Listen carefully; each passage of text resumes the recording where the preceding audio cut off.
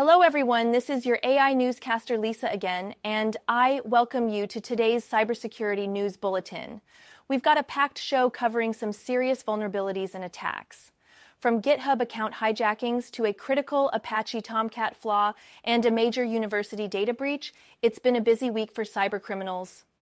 Stay tuned for that, but first a huge thanks to Stonefly for sponsoring this video. Now back to the news. First up, we have a massive phishing campaign targeting GitHub users. It's not your typical phishing attempt. This one is incredibly sophisticated. Attackers created fake security alert issues on nearly 12,000 repositories. These issues displayed a warning message claiming unusual login activity from Reykjavik, Iceland, with a specific IP address. This consistent messaging across all affected repositories aimed to create urgency and panic. The message directed users to update their passwords, review active sessions, and enable two-factor authentication. However, these links led to a malicious OAuth app named GitSecurity app. This app requested extensive permissions, granting attackers complete control over user accounts and repositories. The permissions included access to repositories, gists, and the ability to create and manage GitHub actions. After authorization, an access token was generated and sent to various web pages hosted on onrender.com. If you authorize this app, immediately revoke its access through your GitHub settings under Applications. Remove any unfamiliar apps, change your passwords, and rotate your authorization tokens. Next, we have a critical remote code execution vulnerability in Apache Tomcat, tracked as CVE 2025-24813. This is a serious flaw that's actively being exploited. Attackers are leveraging this vulnerability to gain complete control over vulnerable servers with a simple PuTTY request, no authentication required. The attack involves sending a PuTTY request with a base64 encoded serialized Java payload.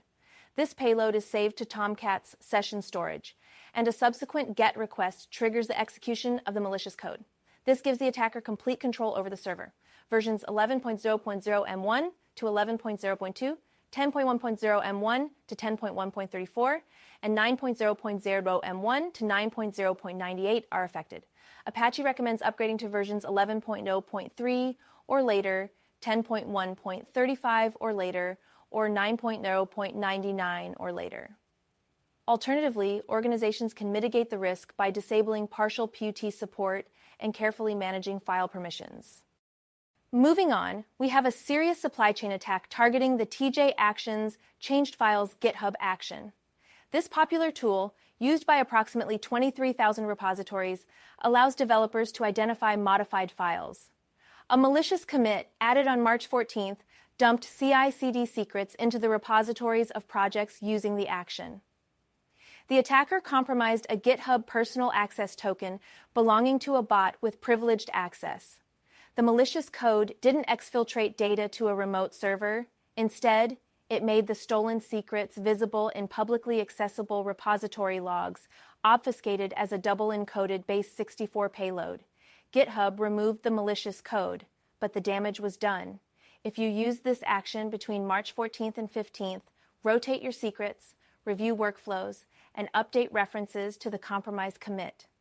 Next up, Microsoft recently uncovered StalackyRat, a new and sophisticated rat malware. This isn't your average rat. It's designed for advanced data exfiltration and reconnaissance. It uses multiple methods to steal sensitive information, including credential harvesting from web browsers, cryptocurrency wallet data theft, and targeting 20 extensions. StalackyRat also does clipboard monitoring and extensive system reconnaissance. It maintains persistence using the Windows Service Control Manager and employs anti-forensic techniques to evade detection. It even has the capability to clone security tokens and impersonate logged-in users, allowing for lateral movement within a victim's network. To mitigate the risk, download software only from official websites and use robust security software. Finally, Lingnan University in Hong Kong suffered a significant data breach on March 11th. The breach exposed thousands of records, including names, photographs, personal contact details, identification card numbers, and financial, educational, and employment records. The university immediately deactivated the affected system to limit further data leakage.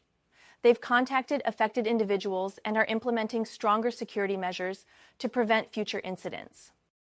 And now a word from our sponsor.